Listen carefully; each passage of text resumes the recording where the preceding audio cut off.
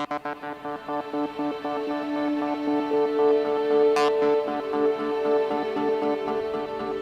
I'm Dan Lenny. Welcome to Istanbul in Turkey, where we're filming the demo reel for this new camcorder here for Sony.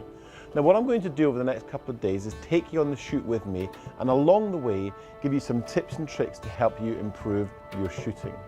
Now the best place to start any demo reel, in fact any piece of film, can be a sunrise.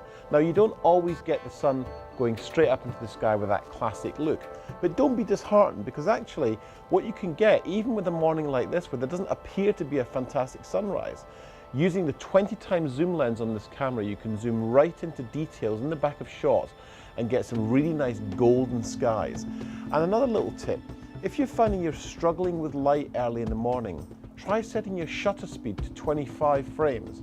And that way, as long as there's nothing moving in the frame, you get an extra stop of exposure. So shooting B-roll is something you're going to be doing a lot of when you're out filming. And if you want to just take it up a level from using a tripod, having a slider can be a great addition to your shoot.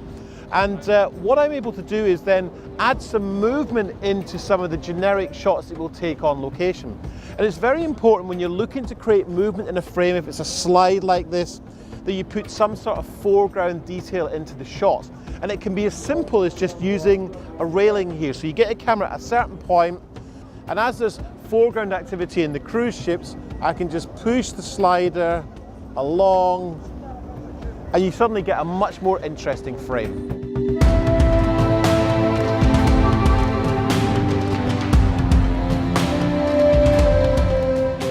Markets are a great place to get interesting B-roll. But the danger is when you come to a place like this, there's so much to see and do that you can become overwhelmed by everything there is.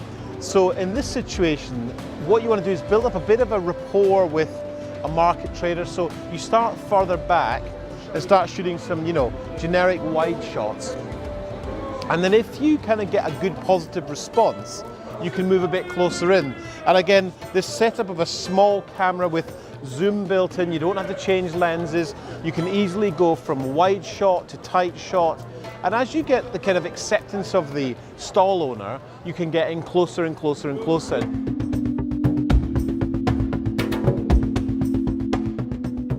A question that I often get asked is, what's the best time of day to film, Dan? And of course, the best time of the day to film is not always in the middle of the day, but it's at the beginning of the day or towards the end of the day. The sun is low in the sky, and particularly when looking for a vantage point to get a nice landscape shot, because finding a high vantage point can be very, very beneficial. The reason you want to be shooting your big establishing shots this time of day when the sun is low in the sky is that contrast and light and shadow is what gives your image depth. And so in the middle of the day when the sun is high in the sky, there's no shadows, and so everything can look a bit flat and washed out. Whereas this time of day, when the sun gets low, the contrast really adds to the picture.